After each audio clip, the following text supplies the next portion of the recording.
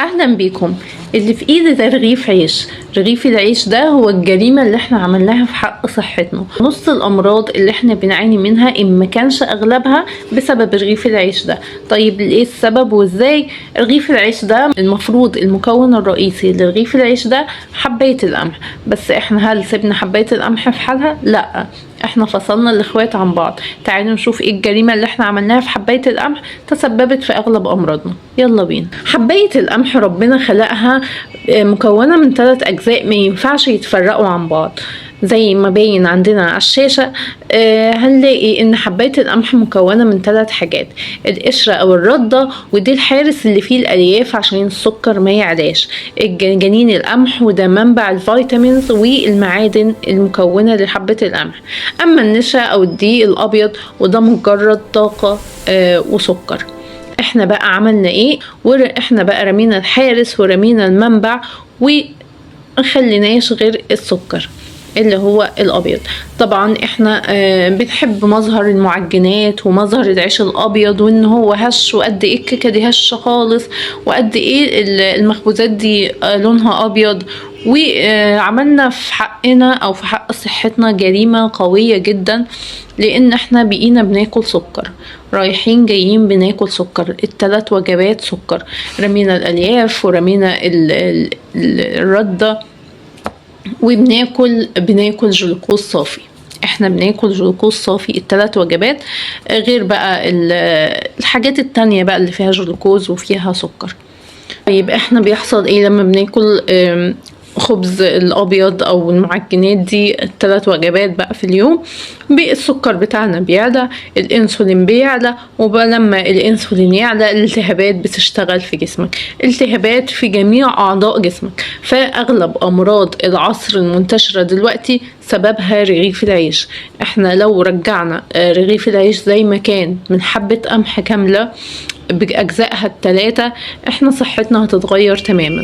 وعن تجربة ناس كتير اشتغلت دايت او مشيت على دايت من في خبز الحبة الكاملة، صحتهم اتغيرت تماما، التهابات جسمهم قلت، كل الأعراض اللي كانوا بيحسوا بيها مجهولة السبب قلت خالص. الكارثة الكبرى كمان ان احنا لما بناكل النشا الأبيض ده او السكر الأبيض اللي موجود في الجزء النشوي بس من الرغيف، النشا ده لما بيدخل المعدة من غير ألياف بيشتغل كأنه غيرة. عارفين الغيرة الأبيض؟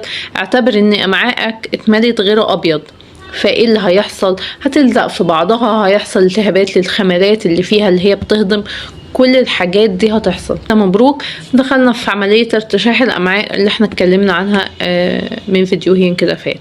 اللي بيحصل بعد كده ان السموم بتخترق جدار الأمعاء وتروح لجسمك. عند ما السموم دخلت الدم جسمك بيتجنن، جهاز المناعة بيتشيطن، بيقعد يبتدي يهاجم في جسمك نفسه، يحصل لك خشونة ركبة، يحصل لك مطايد، يجي لك السكر، الضغط، القلب، امراض كتير جدا احنا في غنى عنها. طيب هل هنعيش من غير عيش؟ الاجابه طبعا لا، احنا مش هنعيش من غير عيش، بس نحترم قوانين الطبيعه وقوانين ربنا اللي عملها في الكون. ربنا اكيد ليه حكمه ان هو خلق حبايه القمح كامله، ما خلقهاش نشا ابيض فقط وقال كله النشا. فاحنا اولا هنرجع حبايه القمح زي ما كانت، هناكل عيش حبه كامله. ويا حبذا لو اكلنا العيش العادي اللي هو الساور دو ده اللي طالع ترند اليومين دول، وهو العيش العادي بتاعنا اللي هو بيبقى متخمر طبيعيا او بنستخدم فيه الخميرة الطبيعية، بلاش الخمائر الفورية، عشان الخمائر الفورية فيها حاجات مواد كيميائية ضارة. نستخدم الخميرة الطبيعية خالص بتاعة الفرن، نعمل منها العيش اللي هو الساور دو ده وناكله. ومش لازم يعني ناكل كميات كبيرة من العيش برضو، بس لما هناكل العيش ده النشا هيدخل جسمك معاه حارس، مع الردة ومع الألياف، فالألياف والردة مع بعض هيمنعوا تأثيراته السلبية على الأمعاء وعلى الجسم عامة. طيب هل عيش السن كويس؟ الإجابة لأ، لأن عيش السن برضو اللي هو العيش الاسمر اللي هو بيتباع في الفرن ده برضو مش كويس، لانه مكون برضو من مكونين بس او مكون واحد، احيانا بيبقى عبارة عن ردة فقط، ودي ملهاش لازمة لما تدخل لوحدها يعني، ولا في نشا ولا في جنين القمح اللي هو فيه الفيتامينز وفيه المعادن. فبرضو لا، احنا عايزين الثلاث مكونات مع بعض، حتى لو هو اغلى شوية بس احنا بنشتري صحتنا. يعني تخيل لما بتتعب بقى بتجيب ادوية بقد ايه.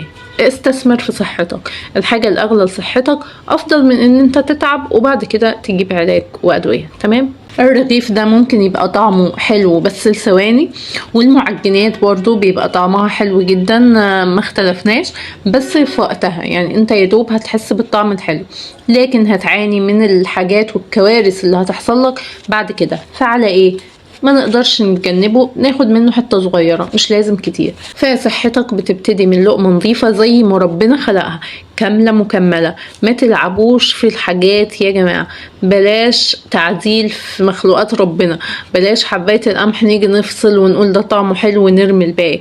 جنين القمح بيتباع في أدوية وفي علب دواء بأسعار خرافية. طب وليه ما نخليه في العيش؟ ما نخليه في العيش وناكل العيش كامل.